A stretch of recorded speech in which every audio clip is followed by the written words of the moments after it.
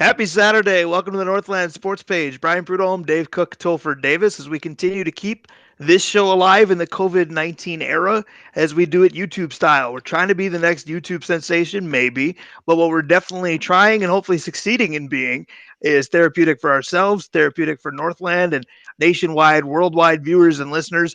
Let's just talk about sports. Now, I know the COVID-19 era has, for the most part, taken it away from us, but if you want to spin the positive, which what we like to try to do here is do exactly that, it's brought us back to some of the, oh yeah, I remember when. And it's been kind of fun to continue to talk about that. I've seen game 6 of the 91 World Series, I think 4 times this week. Got to check in with both of you guys. How's the week? How's the quarantine life treating you? And what are you up to now to pass the time? So, Brian, I'm wondering if game 6 changes ever, or if each time you watch it, you see something different. Otherwise, is it just noise in the background now? A little bit of both, because if I'm watching, it depends on time of day because they are basically looping it on different channels. So if it's say 4 o'clock in the afternoon or 6:30 in the evening, I might see it or I might see a couple innings, and then I'm gonna catch it at 10 on purpose to watch Kirby go deep again. Now, last night at midnight when I wasn't asleep yet, but I couldn't find anything worth watching, it was I'll put that on and close my eyes and see what happens. I don't think I saw 2 innings. So how about yes to both for the cop out answer? Yes to both. That works. COVID-19 has exposed Dave to some movies that he hadn't watched yet. He watched Knives Out last night, which was pretty decent. Fantastic. We did make a discovery. We tend to watch action movies, and so for the first couple of minutes, it was like, this movie is boring because the brain wanted, action, action, action. And by the end, we realized it was a really good movie, but it was like, this is so slow. It's like watching Slapshot. If you watch Slapshot now, it is one of the slowest movies ever. Slapshot's an all-time classic, though. But for as far as COVID-19, the last time I watched, probably a couple years ago. Yeah, it does. It's not aging. Yeah, no, you're right. It's not aging the best. But it's just what you're anticipating the lines coming up once you've already seen it. I think that's what makes it the best part. Yeah. But it has been a week of game 6. Obviously, the FSN playing the Twins and then MLB playing the Twins. And, that game 6 has been played a lot lately. And last night, FSN jumped on the bandwagon again, playing game 6 of the 2003 Western Conference Series with the Wild and the Avalanche, the Richard Park game. Yeah, the Richard Park game. So that was kind of fun. Yeah, I caught some of that yesterday as well. I made sure to get back when I knew Richard Park was going to be scoring that goal, and it was pretty awesome. Absolutely, because I got to say this. I'm glad FSN did something with the Wild because NHL Network, although I don't have it anymore, they apparently tried this week to have a Minnesota Wild day, and Twitter had the schedule of what they were airing, and a lot of it was the Becoming Wild episodes. No disrespect to those are fine. They're cool insights, but the Wild, for a rather youthful and somewhat unsuccessful franchise to this point, still do have some pretty meaningful games, and I'm going, where's Richard Park? Where's Bruno? Where's Nino? Where's any of those games from either of those 7-game Colorado series or, the Vancouver series that people forget from the magical run before we ran into J.S. Chiguer? There were so many good games, and I looked at what the NHL Network offered, and I went, hard pass. Good thing I don't have it, but kudos to FSN for the 03 flashback last night. Yeah, it was awesome to be able to see that as well. And just to see some of the old broadcasts is kind of cool too, because they actually showed the ESPN broadcast and it was like, oh yeah, I remember when ESPN actually cared about hockey a little bit. Outside of Boston. Yeah, exactly. They really care about that. I can't even take that as a shot because the one sport in Boston that I don't really care that much about. Sorry, Greg Aker, but the Bruins, after Ray Bourque left, don't do a ton for me, so I'm good with that. After Ray Bourque left. It's good we didn't say after Bobby Orr left. Well, because Ray went to Colorado to get his cup. We all know that. And I'm not talking about the one he wears. I'm talking about the one he hoists. That's a long trip. He could have gone to, the local sporting goods store for that. Right. You'd think, pun fully intended, that Boston has a Dick's, right? So at any rate, a lot of classic broadcasts have been bringing a lot of fan favorites back. And that's the cool part of it. But I discovered what's going to be one of our topics today by watching one of the fan favorite games. And I'll go to Dave first because I think he's a little more into it than Topher is. But when it comes to the all-time best for the Wolves, it's hard to beat Game 7 of the Sacramento series. That was on this week. That game, that KG performance was incredible. But I'm watching, and I'm sadly into it still, even though I fully know the outcome. But I'm watching how massively the crowd gets behind Mark Madsen. And I did it too. And Mark Madsen's dance moves are more famous probably than his inside the paint moves. But I'm watching Mark Madsen play and I'm going, he was awful. Mm-hmm. Yet the fans loved him. And I remember loving him too. So I texted Dave almost immediately and I said, is it worth talking about fan favorites, sport by sport? We can do Minnesota, we can do league wide. Fan favorites that were just that. You can be a fan favorite because you put up numbers that are unreal. We get that. The Kirby Buckets, the Michael Jordans, the Larry Birds, the LeBron James, the Sidney Crosbys, what have you. But some of these fan favorites, that's all they were because they were not very good athletes, very good professional careers. So Yeah, I wanted to have some fun with that. it's those fighting word ones. Those guys that you say, he wasn't all that good, and you get like gigantic pushback, and then when you're sitting back at your desk or walking to the car, you go, no, he wasn't very good, or he was good, but we paid him $15 million a year to be average. Well, and even some of it isn't that you get pushback. It's that, yeah, he wasn't that good, but we love cheering for him. Maybe it was a relatability factor.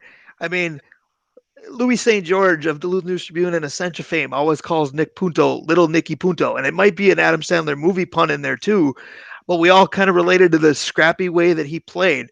Matthew Lecroy of the Twins back in the day looked like a slow pitch softball player. People related to that. Was he very good? No. Did you enjoy rooting for him? Yeah. People always forget that he was part of the greatest decision in Twins history in the last 25 years. We can choose this guy or we can choose that guy, and they might have chosen the wrong guy to be their designated hitter. So it took what, 6 minutes today, and David Ortiz, without being named, came into the show? Is that I didn't say Ortiz. I just said a decision, a designated hitter. right? I'm just saying I could read between the lines for you. Got Topher, it. what do you got? I know you got some of these. Oh, some of these guys. I mean, there's so many guys. But we're at the time you're like, man, I just love the way that guy plays and things like that. For me, I mean, I'm going to go with a New York Mets guy that came to mind. It was Ray Ordonez. Watching that guy pick it at the corner or at the shortstop was unreal. And sometimes it's just getting the connections to different guys as well. Ray Ordonez had a little bit of time with the St. Paul Saints. Got to see him play in the Northern League before he made it to the major leagues, and seeing stuff like that happen was pretty cool as well. And then Tyner and just other random guys that have big moments, or you want to get called up. I'm still waiting for Nick Gordon to be that guy for me. Yeah, he's the man though. Because yeah. I want him to succeed so much, but he will have he the hasn't been greatest. able to make it in there yet. He will have the greatest walk-up song in the history of sports, no matter how many times he gets to walk up to the plate. Why? He's got to be the only guy that made his walk-up song. Come on now. Oh, I like that. Absolutely. How about that? And if he doesn't go with his own material, something's got to be wrong. Topher, you mentioned the New York Mets. I want to segue off that because he played for the Mets, played for the Twins too. He's very good as far as the career, but by the time the Twins got him, not a lot left. But you had to love him. You were supposed to love him. What about Big Sexy? Bartolo Colon had a 1 game under 500 record with the Twins and an ERA over 5. And I'm completely guilty as charged, along with a lot of other folks. Loved it. Yeah, Bartolo's one of those guys. My first thought. So yeah, I forgot about Bartolo Colon completely. Brian says, "Oh, the guy we got from the Mets, everybody's supposed to love," and I was like, "David West, Jack." I thought maybe he was going, why is Brian bringing up Butch Husky again? Wasn't he a big time Met at one time? God, do we have to continue to listen to Brian talk about Michael Kadire? Jeez. Nah, we gave him to the Mets. Reverse order. That was the opposite way. Yeah. Although there was a pit stop, I believe, in Colorado first. Oh, that's funny. Yeah, That's true. There's a That's lot true. of guys who are well remembered, over remembered, and overrated at the same time. I still come back to Dan Gladden. Everybody remembers how great Dan Gladden was, how important he was to this World Series, how important he was to that World Series. Yeah, he was okay. I mean, a ball player, he was super clutch, but as a ball player, he was all right. You could get guys like that. It wasn't like he was superhuman. He was a 280 scrappy hitter. You could find those guys. Right. Well, and I think 280 is even a little bit high. I think he was more of a 250, 260 hitter, maybe career 270.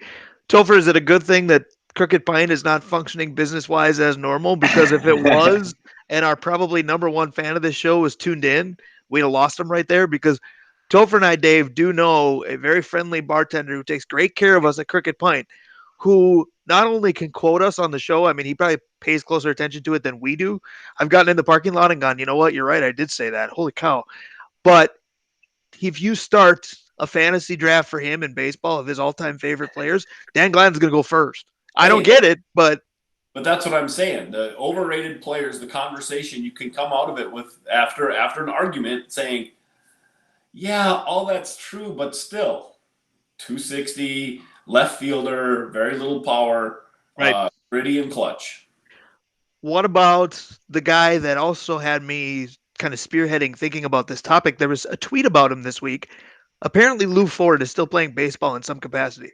And Lou Ford was like a cult hero for the Twins during that era. And you look at Lou Ford, was he bad? No. But was he great? No. But everybody loved to root for him. Is that kind of symbolism of that generation's Twins teams? I mean, we just started naming guys, and they're all from that era. Well, is that the thing Ford. too, though? Does every home market have their own version of this? Because I'm having a harder time coming up with league-wide guys that people loved but weren't that good. But home markets adopt guys that they go, well, he's good. Well, if he didn't play for you, was he? I mean, Kyle Loesch was okay here at times and then stunk here. And then I think he went to the Cardinals and got good. And because it's the Twins' method of thinking, it was like, oh yeah, we didn't need him. Well, really, when he left, we didn't need him. Matt Garza, same thing. Head, Matt Garza head was case Garza, yeah. Yep, threw 100 miles an hour, and then oh yeah, we didn't need him exactly. So I think one of the things is if we let somebody go early and they're just okay elsewhere, we remember them so fondly because of the we didn't need him take. So like somebody taking it out of baseball for just a second, Cal Clutterbuck. Cal Clutterbuck, everyone remembers this guy that just ran people over and it was so fun to watch. Yeah, well, he was okay. And then Nino, love Nino. My wife loves Nino. Nino was okay. He had moments. But you mentioned Cal. Was Cal one of the rarities that we loved him, we got rid of him, people were in an uproar at first when he left, and then you mentioned the return on it. The return actually became a fan favorite too. How often does that happen? That's pretty rare. Yep, I think that's very rare. We were talking. And absolutely, and I think. Go ahead, Tom. Oh yeah, I think that's the way Cal Clutterbuck. Just speaking specifically on him, his style of play really enamored him to a lot of Wild fans. Plus, he played at a time when the Wild didn't have a whole lot of big name players going for them or anything like that. So I think they were seeking to have someone go. And once he left, I mean, you're right. Nino came in and took over that as a fan favorite. And honestly, I think a lot of fans right now don't even realize Cal Clutterbuck's still playing in the league. That's a good point. And when you talk about the Wild not having very many good players, I want to bring up another one who has maybe the ultimate Minnesota tag for what it takes to become a fan favorite, whether you're good or not. And quite frankly, it's, are you one of us? And this guy is. Darby Hendrickson has a storybook career throughout the ranks coming up as a Minnesota kid. As a member of the Minnesota Wild, did he have a big goal or two? Yep. I mean, I'm thinking of, game 7 of, I think it was a Colorado series. I know he had a big goal in a game 7, but Darby Hendrickson, as far as being a star, I don't buy it. But if you say his name in the Exo Energy Center, he's perceived that way. Yeah, he's a star from, like you said, ground up. I mean, so he is like the ultimate Minnesota hockey player. Doesn't he have goal 1 too? Yeah, that's correct. So he's somebody that certainly can be overrated. There, I wrote down a few things, and one of the things that I think is common is if you're played hockey in Minnesota at any level, so high school, college, whatever, when you hit the Wild, you're pretty much expected to be that guy, and everybody thinks. I mean, the Rao brothers, Fontaine. I mean, you remember the argument with Fontaine? Oh, we got to play him more. We got to pay him more, and then he left here and just went poof, gone. So I think that Minnesota connection for Wild players, you are automatically overrated until you earn it. Brian Bonin. Yeah. Brian Bonin actually does computer software work that helps basketball teams now, of all things. That's blasphemy for hockey people. No, it makes perfect sense for you and I though. We've been Yes, arguing this I was point gonna forever. say you and I don't have to go down that rabbit hole. We're the only two in there. We get it, but Same, yeah. same sport, just with a goalie. Well, if you want to talk about kind of one of us, and this was before the Minnesota presence of Duluth and Detroit Lakes on the Vikings, the first quasi local to come to the Vikes, who was pretty good at his position, but that position isn't a headliner. And he was treated like a god, and to some extent still is. I've seen a Twitter handle that is a fan of this guy, Jimmy Kleinsasser. Come on, people. Pretty good. Did his part. That position didn't, again, doesn't steal headlines. But I'd be curious now if somebody said, all right, 2, 3 years from now, if you match up CJ Ham versus Jimmy Kleinsasser, who are you taking? It's a similar position utilized a little differently, but man, Jimmy did anything and it was phenomenal. He was kind of the La Tortuga of the Vikings. Yeah, you can say that he was like a right tackle that wore number 40. I just think guys like that who are, super gritty, no matter how talented they are, fans just flock to them and they'll argue their talent level.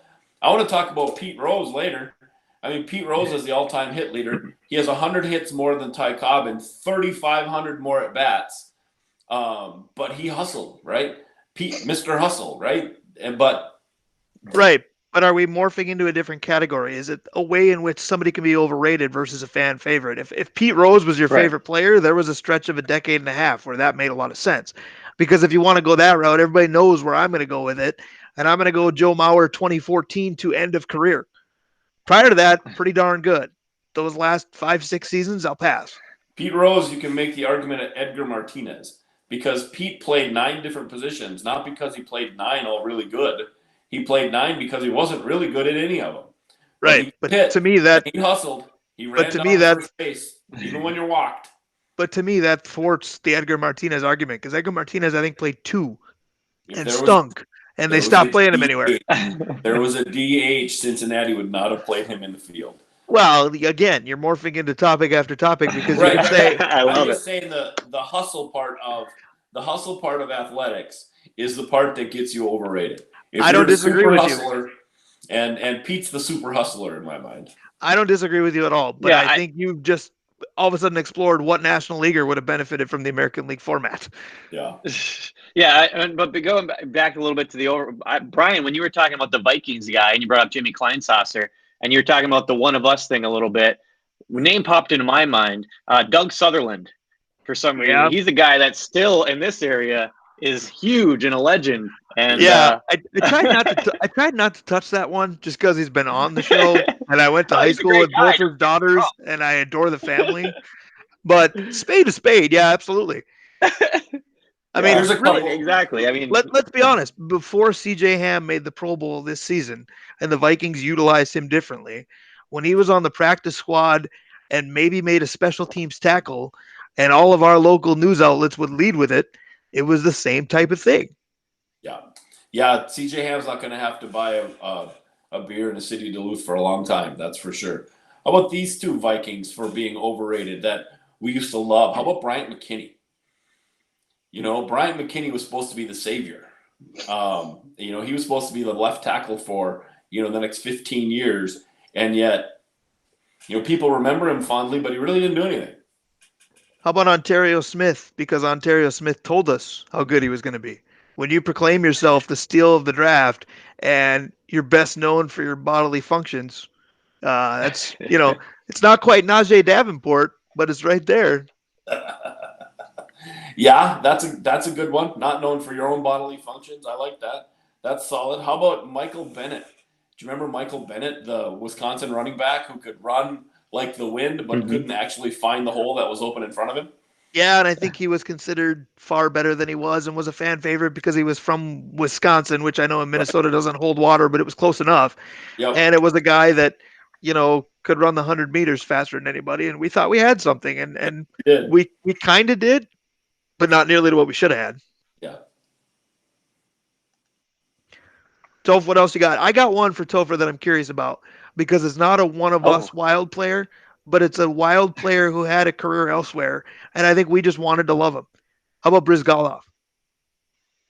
Oh yeah, that guy was the guy. He just, and by the time he came to the Wild, he had already had this lore around him, mostly from his time in Philadelphia, and they did the Winter Classic, and they had the special show about him, and he made all his crazy proclamations, and I think that made him a fan favorite because he wasn't afraid to talk, speak his mind about literally everything, including the universe, and he he had an opinion, and also his accent was absolutely beautiful as well. So yeah, Brizgalov is definitely one of those guys that, and he played pretty well for the Wild. Obviously, the stanchion got the best of him and ended up Right. taking away a lot of that series. But yeah, Brizgalov's a great call. So, Brian, using all the things Topher just said, what about Ricky Rubio? Wonderful accent, willing to talk about things. Everybody wanted him to be successful and couldn't I shoot think he's his way out of a bag. I think he's still considered a fan favorite because there's still people that are so incredibly upset when we, unloaded this guy who couldn't shoot, who, kept us in a holding pattern to join the team. Yep. Was he a good defensive player? Was he a wizard with the ball in his hand? People thought he was a Spanish Pistol Pete. Could he do some things? Certainly, but in today's game, without having a shot, you literally don't have a shot. I Right. almost think when they made the Pistol Pete comparison, Ricky might have been better in that era. Yeah, no, Ricky would have been good in that era, except he had to cut his hair a little shorter than it was. Remember the floppy haired Spaniard? That wouldn't have flown back then. I got to go back to the Twins because with all these classic games taking place mainly in the Dome, obviously, you get to see a lot of the banners that used to hang, the signs that you used to bring for players. Randy Bush had a fan club, guys. Tim Laudner had the Buck 90 fan club. Yeah. Randy Bush was Pedro Munoz before Pedro Munoz. Randy was an incredible pinch hitter. I don't know what the art behind being able to come in and be cold off the bench and be clutch like that is. Randy had it. But if you look back at Randy Bush's stats and you look at the years that he played 105, 110 games versus like 50, the numbers were the same. Yep. Again, if he played 50 games, he was going to get you 8 home runs and 60 RBIs. And if he played 120 games, he was going to get you 8 home runs and 50, 60 RBIs. Yeah, So it's how that happens with players. That again, the clutch gene can overshadow the fact that if you play them a lot, they're going to perform no different than if you play them a little in tight situations. Well, and the other one that I think I shocked Dave earlier this week on the phone because he loves to poke fun at my memory, as does Topher. But even this one, Dave said, I don't know how you do this. But I said, isn't Ron Coomer the perfect example of that? Everybody loved Ron Coomer, the Coom dog, the Coom chance. He was the best player on a terrible team. And I'm not even sure how much he was the best player. He was an all-star back when everybody got one. And they had to look at the Twins and go, ish, I pick you. Yeah, that's 100%. And I did. I laughed out loud when you brought his name up because I mean, what's he best? What was he best with the Twins? Probably on the microphone. No, and I think that's a great point because I just brought up Tim Laudner, and you look at.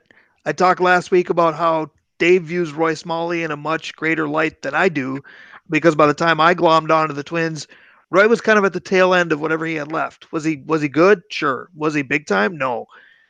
But I think if you reestablish yourself as a broadcaster, your legacy not only comes back but sometimes grows. I Well, I mean, think that's Morneau's it different. with He's got an Bert. MVP, but you look at Laudner, you look at Burt to an extent, but you're a Hall of Famer anyway. Now. But when he came back as a broadcaster prior to the Hall of Fame stuff, he had to rebuild a lot. Well, here's what it did. It gave him a platform to keep talking about it, and eventually they put him in. But I digress. Topher, go ahead.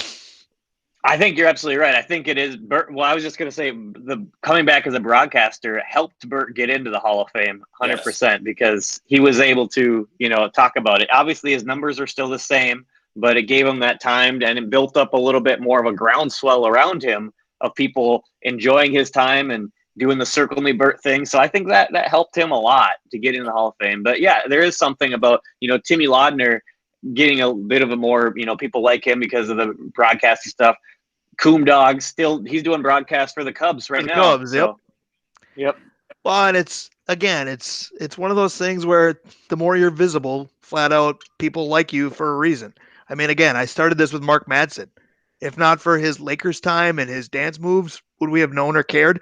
I knew him at Stanford because I'm a college basketball geek, but most people aren't.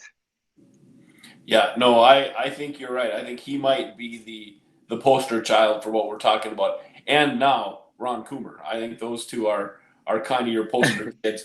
Nicky Punto's in that ballpark. That whole infield for Dougie Baseball is probably one. Mankiewicz is probably one. Mhm. But again, you put him and Punto, and that whole group. I think is fondly remembered more for their grit and the piranha thing than they are for actual ability. Well, and in terms of NFL football, because we're going to spend a lot of time on that later today in honor of the draft being this week. But in NFL football, isn't this basically we named every other sports equivalent to being the backup quarterback? Because the most popular fan favorite on an NFL roster, if things aren't going tremendously, is always the number two quarterback. And Viking fans, we're pretty notorious for that. Todd Bauman was a thing because he was one of us and he was a backup quarterback here.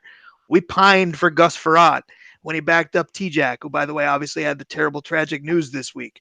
But, it's basically you're a fan favorite and everybody wants you to play. Normally, if someone else can't do what they think you can do, or again, the relatability factor, because some of these guys, again, look like slow pitch softball players and we relate to that.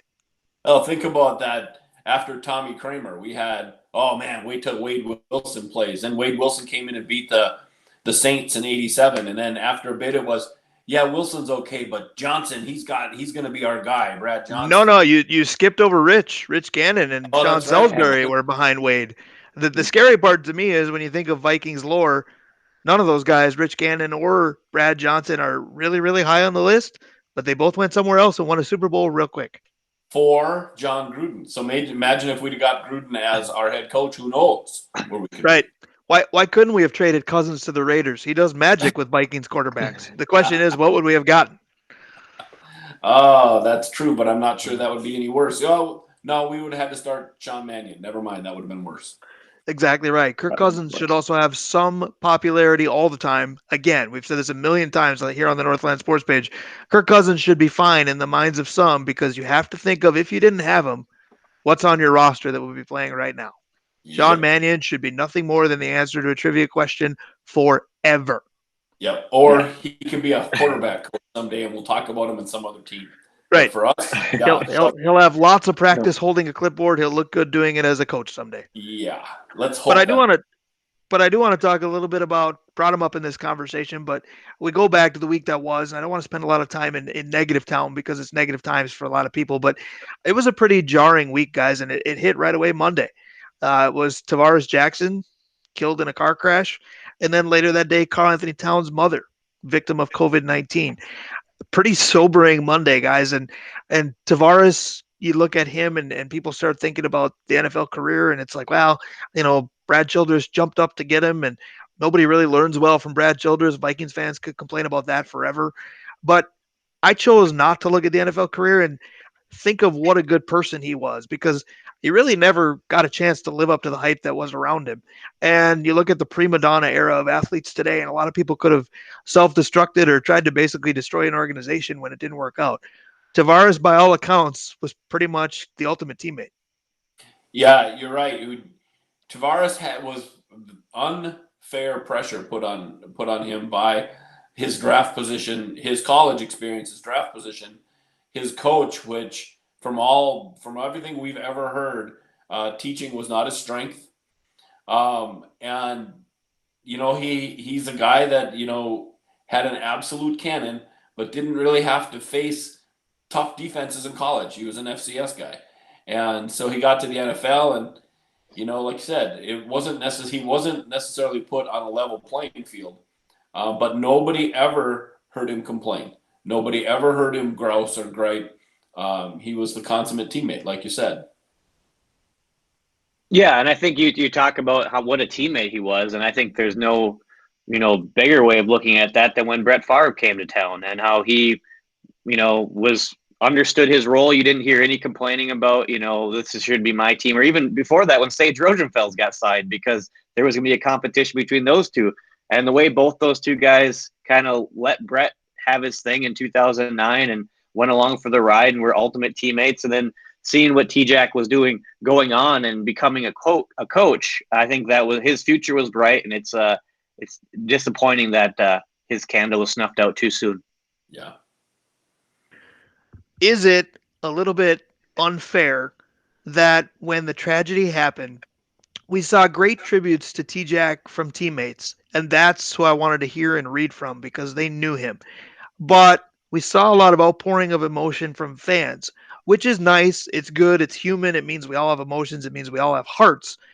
But part of me said, man, good thing Twitter wasn't really a big thing when his career was going. Because Ooh. a lot of these people that said tremendous things about him posthumously, we weren't shy about bashing this guy either. And it's not really a don't know what you got till it's gone kind of thing because as an NFL quarterback, he wasn't that great. He probably would have been the prototype number 2. Ask Yep. Russell Wilson. Served him just fine. I mean, T Jack is a Super Bowl champion. But I don't think we'll ever get there as a society because if we do, sports media will probably die and we would be in big trouble. But do we need to take a step back in terms of, man, we're really kind of ruthless on these people. We don't know 1% of what they go through to do their job. Well, yeah, I think you're right about that. I think you're right about that in pretty much any field if you really wanted to sit down and scrutinize. Um, so much of professional sports is where you were put, where you were drafted. And, we can talk Christian Ponder if you want to. If Ponder's put in a different spot where he's not expected to come in and be the savior, he's probably got a long career as well and supposedly a good teammate. But yeah, T-Jack was brought into an organization to be a immediate starter or a starter as soon as possible when he needed 3 or 4 years to get just used to the speed. He just didn't see things. And it's really too bad that the Vikings put that kind of immediate pressure on the kid.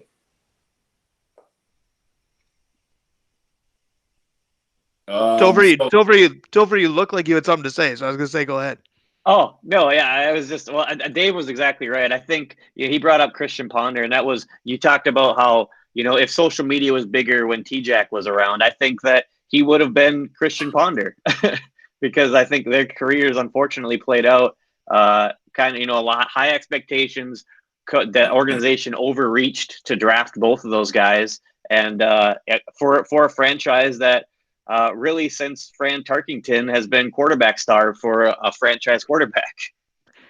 There's a lot of truth to that. So franchise players, draft positions, overreaching, all very vital. Perfect segue Gosh, because that once was good. again, on the Northland Sports page for the third consecutive video, if you will. I can't say third consecutive week because this started very randomly in Kevin Garnett's Hall of Fame induction chatter, which became a Ultimate T-Wolf starting lineup fantasy draft, which became, hey, fantasy drafts are pretty fun.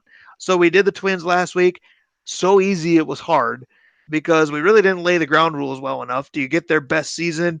Do you get the cumulative effort? How do you want to do this?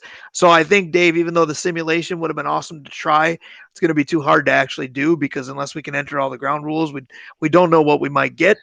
But we hope with football, as we're going to do today with the Vikings with our all-time fantasy draft, could be a little bit easier. We're going to basically do it fantasy football style on the offensive end. You get a quarterback, you get 2 running backs, you get 3 wide, you get a tight end, you get a kicker. And I love Dave's idea to save time because nobody wants to draft tackle, center, guard, what have you. We're just going to do offensive lines by season because, with all due respect to those players, that tends to be kind of how we remember it. Oh, yeah, the line was good that year. By the way, Favre v. Rodgers at the Dome was on this Monday as well as we look back. And the first thing people looked at after Favre in purple was look at the horses in front of them. We'd kill for that now. Yeah, gosh, no doubt. We would absolutely. And who knows?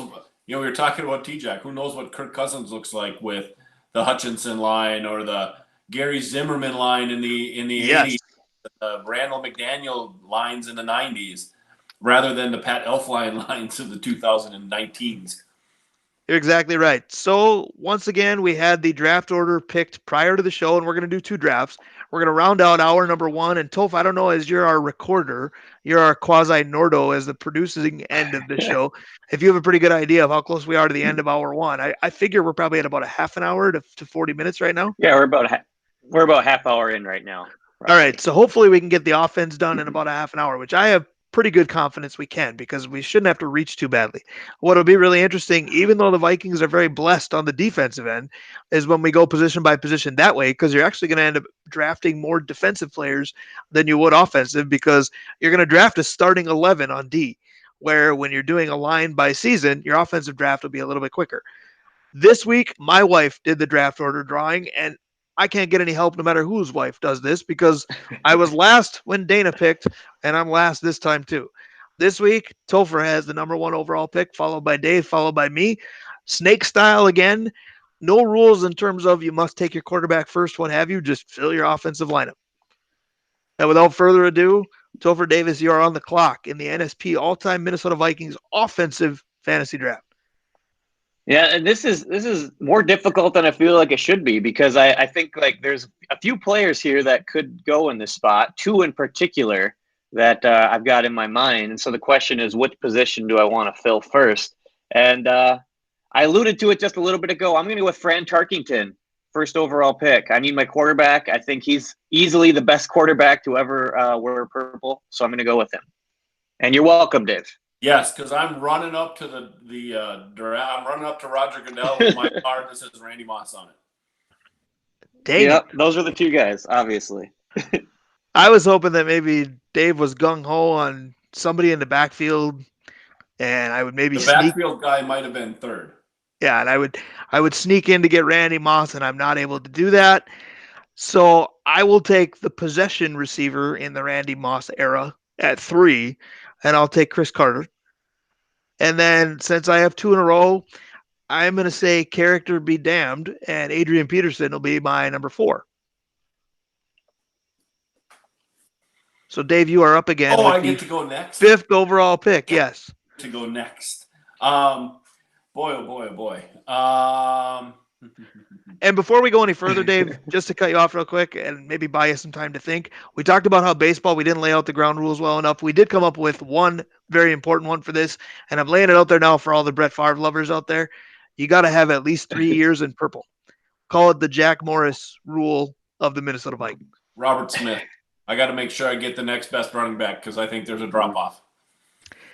And there is. That's a good pick. It's a good call. I was hoping you would pass on Mr. Smith there, and I'd be able to swoop him up with one of these next two. But that's a very good call because there is a bit of a drop off there. All right. So now I'm going to go wide receiver Anthony Carter. Very good pick. I was sitting back here knowing that there was no way in HE double hockey sticks it was getting all the way back to me, especially with Dave in front of me. Right. But you knew was the a nice filter thought. was there. Yeah. I was thinking AC or Robert Smith. That was my decision. Yep. See, this is right. different. Now I got one more pick. Right, and this is a different form of difficult, Topher, than say last week's baseball draft because this isn't the drop off. This is what great player did I miss? Right, exactly. That's what I'm worried about is what guys am I going to miss here or not, and trying to make sure to fill out all my positions. So what do I do? So I got AC and one wide receiver. You've got AC. You got Tark throwing to AC, and even though Tark is Jerry Tarkanian, I think I can call Francis Tark for the sake of this show. Sir Francis. I'm going to go with. I'm going to go with Chuck Foreman. Before I need to get a running back. Yep, I'm doing that. Back to you, Dave. All right, so Topher, recap really quick. You've got Francis, Anthony Carter, and Chuck Foreman. Correct. And Dave, you've got Randy Moss and Robert Smith. Yeah. And I've got Chris Carter and Adrian Peterson. Man, my locker room's a mess already. Yeah, you've got some beauties there. Yeah, character-wise. I'm going to have the all-ego team. Too bad Favre isn't eligible. All right, I'm going to go and grab my 1998 offensive line. Wow. Going off the board. Not a bad pick. Going early. Makes me feel better. Makes me feel better that was my third choice among offensive lines. Where to go now? Because Topher really did take away my number 2 running back hope. This might be a little bit early because I think there are a few good ones, but I'm going to take Ahmad Rashad. Oh, I put him in my hip pocket. I didn't think you'd call his name. All right. Do you think he gets built up because of inside the NBA or whatever? The NBA inside stuff? Fine. To prove that he doesn't, I'll take Bobby Moore. I don't think he gets bumped for Vikings fans at all, because during that time, for most of that time, our basketball team was horrible, and so I don't think we had a ton of attention. Let's be honest. For most of that time, we didn't have one yet. For most of that time, Ahmad was best known for Phyllis. Yeah, that's Felicia, but yes. Felicia. Felicia. Good point. For Claire Huxtable, for those wondering, what in the world are they talking about? All right, so I've got another pick after Ahmad Rashad. I really want to just go ahead and seal off my wide receiving core already, but I think it's too early. Boy, I don't have it. The quarterback drop off is so bad that I don't feel the need to go there yet. The tight end, there's basically two. I love the guy. I'll take Steve Jordan at tight end.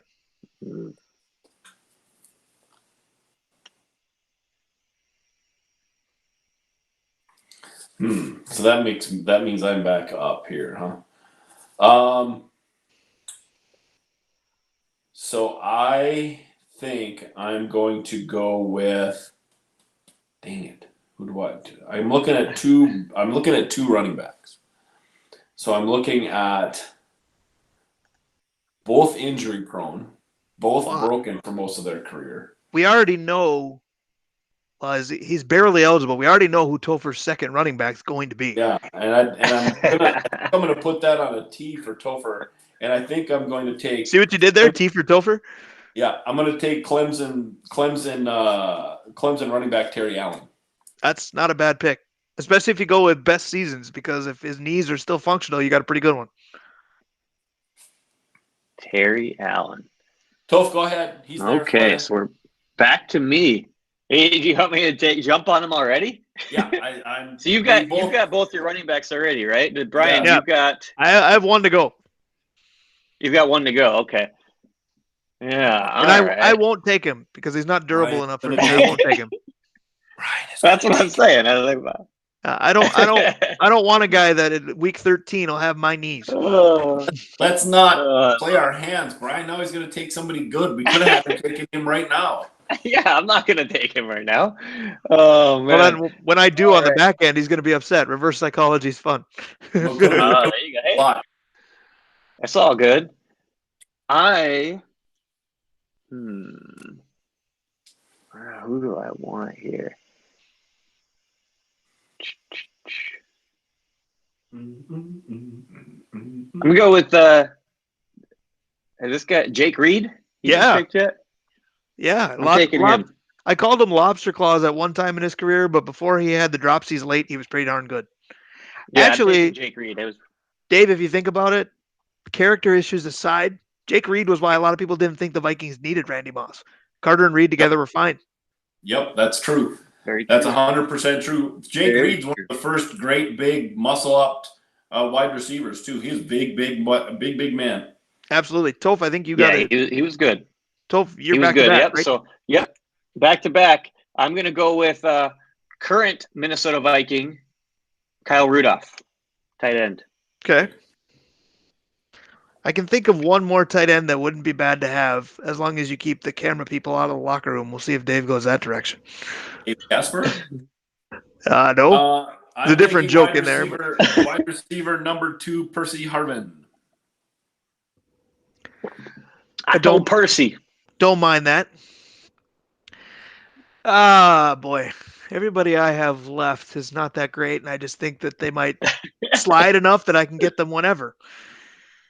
How old school do I want to go? Because I have one more wide receiver spot left. And there are some... We'll see how old school you go. Well, that's the thing is, the other part we didn't bring up during the Twins draft is comparing eras is hard because the game was so different. I mean, the explosiveness of wide receivers is 1,000 times different today. And I could take the one of us guy and, his resume is fine. or I could go legendary, and that's what I'm going to do. I'm going to take Sammy White. Good call. Good call. I had him on my board.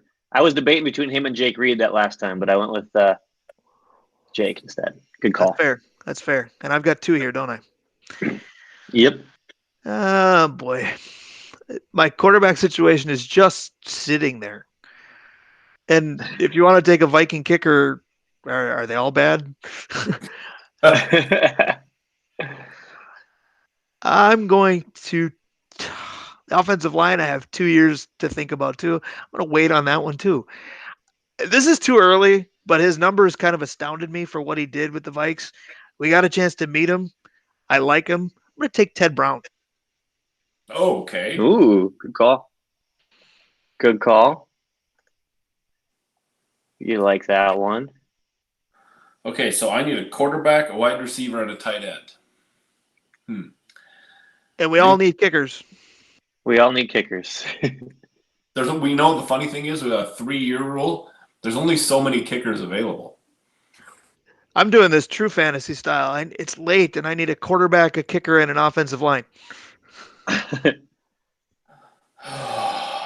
Wide receivers, huh? Wide receivers, tight end, and I think Brian's right on the tight end, and you guys have already got that taken care of, so we're not going to do that. Quarterback, I'm going to let Brian pick his quarterback first, I hope. So I really kind of have to go with wide receiver. And so I've got the deep threat in Moss. I have the slot guy, gimmick guy with Percy. So I need kind of another deep threat wide receiver. And I've already got Moss and Harvin, so let's roll the dice and go with Diggs. Because that wide receiver is completely crazy right now. Wow. Can you imagine that locker room the first time things go awry? Holy cow, Dave! Not to break HIPAA laws here, but I know you get migraines. Your wide receiving core is one. Yeah, I mean, roll the dice, right? Yeah.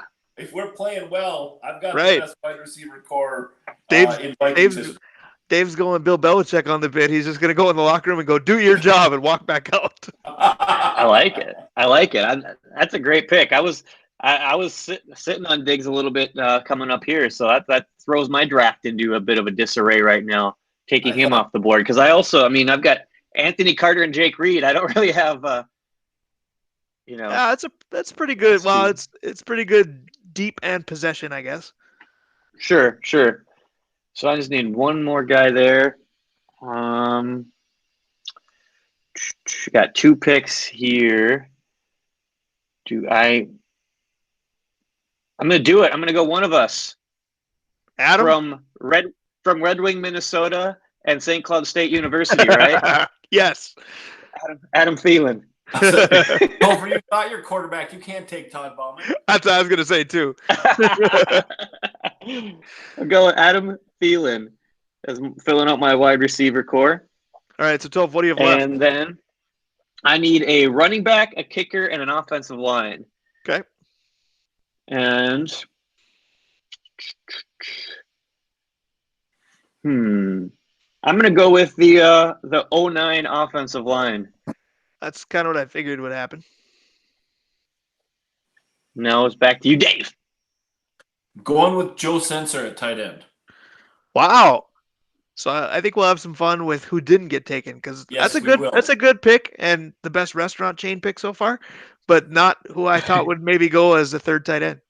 Right. No, it was very close between the two, but Sensor had a little bit better. So if you look at my wide receivers, besides Moss, were pretty short. So I need somebody around the goal line, and Sensor was a good goal line target. That's fair. Oh boy, I've got a couple of offensive lines to choose from. I need a kicker, and I need a quarterback. Dave, you and I both need quarterbacks, and I can't imagine the odds that we're thinking of the same guy. Well, he's not. This one in blue there isn't drafting a quarterback. So, right. How many guys? I got my quarterback already. How many guys are you looking at, Brian? How many quarterbacks are potentials here? 3. Yep. Actually 4 if I included friend of show pieces to it. Yeah, Yeah. I forgot about that one too. Yeah, so Right? 4, but the fourth one I won't pick. So So, it's still just 3. this would be a nice afterwards green room discussion of who were you going to take. I oh man, I'm going to take the offensive line from 1999, which had Jeff Christie, I believe, still on there, Randall McDaniel still on there, and Todd Stussy didn't suck yet. So I'm going to take that group. All right. Which, Merry Christmas, Dave. You can now have the Gary Zimmerman group. Picked 98 right away. I picked the. Yeah, Dave's already got. Oh, that's right. O-line. I picked So, the Stringer team. so we're ridiculous that the O-lines of the 80s didn't go anywhere. All right, so I am back to back here. So I can't live with myself if I fill my kicker spot before my quarterback spot. So it's time to just go with one of the 4 that I was thinking about. Chris Carter was probably at his best with this guy, and I have Chris Carter, so I'm going to take Warren Moon. Oh man, I cannot believe you did that. Is that who you were thinking of? Yes. You're awful. I know. Yes. Thank you very much. One, that's the one I was going to go with. I wanted you to pick Culpepper before that. Well, he was after you draft your quarterback, I can share the 4 that was my conundrum. Yep, I'm going to take my kicker. Okay. I'm taking the kid from Green Bay. What's his name? That was the kicker. Longwell. Ryan Longwell. Longwell, yeah. Topher, we could have had a lot of fun with that if he doesn't know. We could have been like, yeah, they had Chris Jackie in training camp 1 year. Stenerud. Yeah, right? Fred Cox. I pick Longwell. All right. Okay, so it's now me for my 2 picks. My last 2 picks. Correct. Yep. And you need a I need a running back and a kicker. Okay. So I'm going to take my kicker last. So I'm going to go with running back from the Florida State University, Dalvin Cook. Shocker of the draft. Dave and I just left it there for him. You guys set me up for that one. It's so pretty obviously good, I'm going with. If you think about it, he's got Chuck Foreman and Dalvin Cook. It's not a bad backfield. Yeah. No, that's decent. That's decent. And then the kicker, I mean,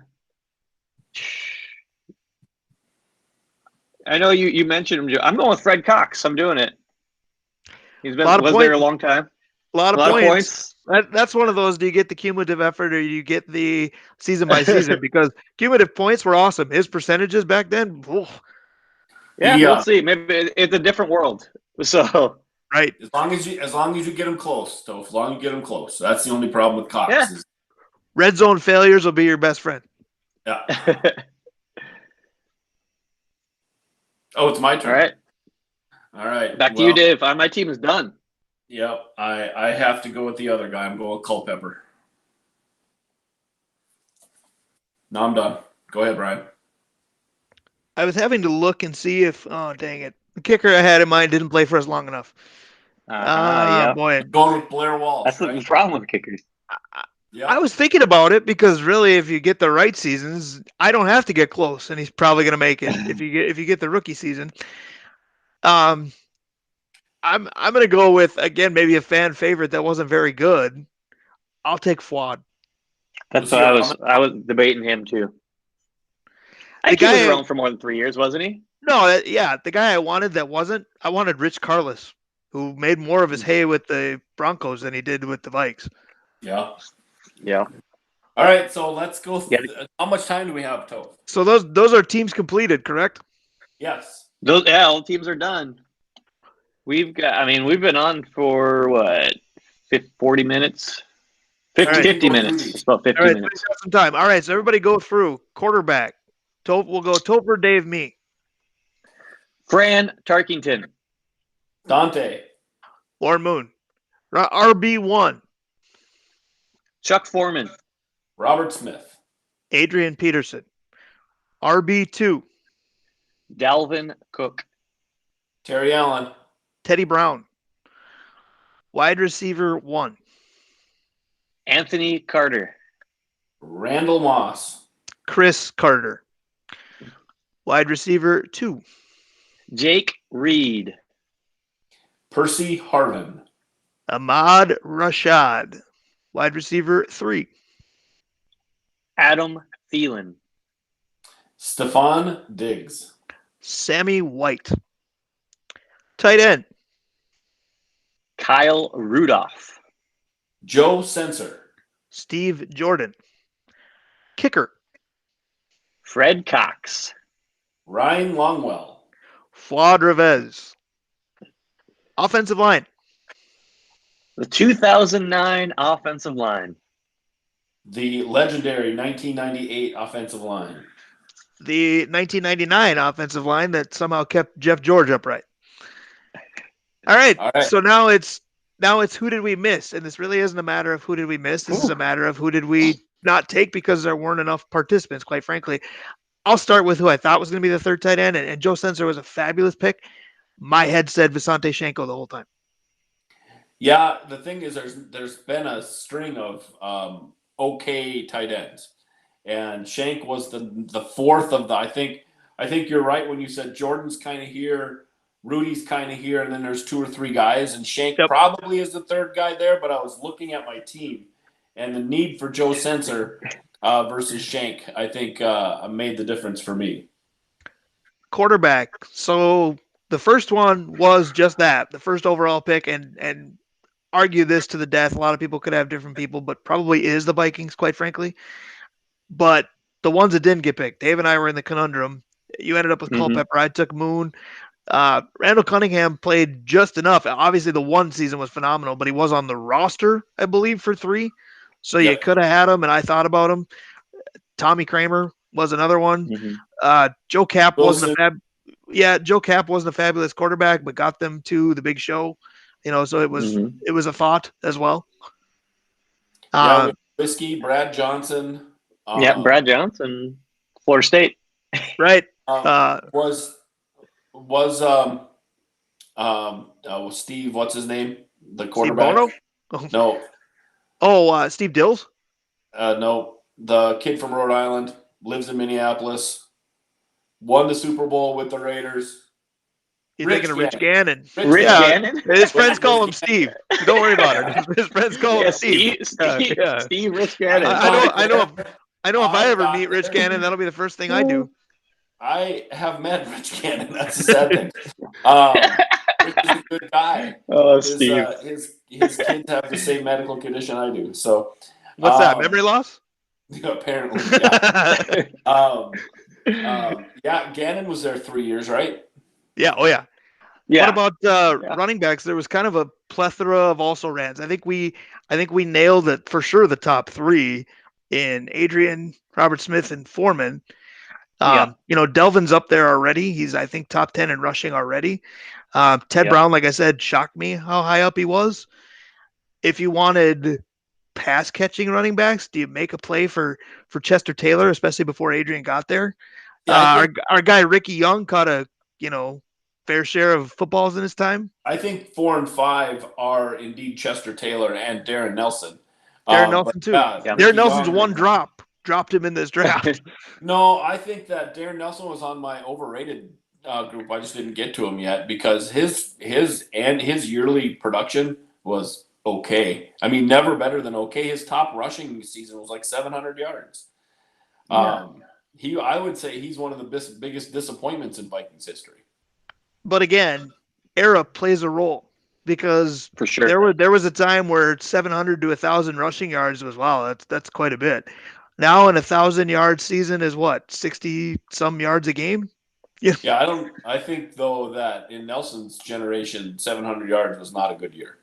I mean, Jim Brown's year, when they were playing 12 games, yes, but I think Nelson was more than 12 games.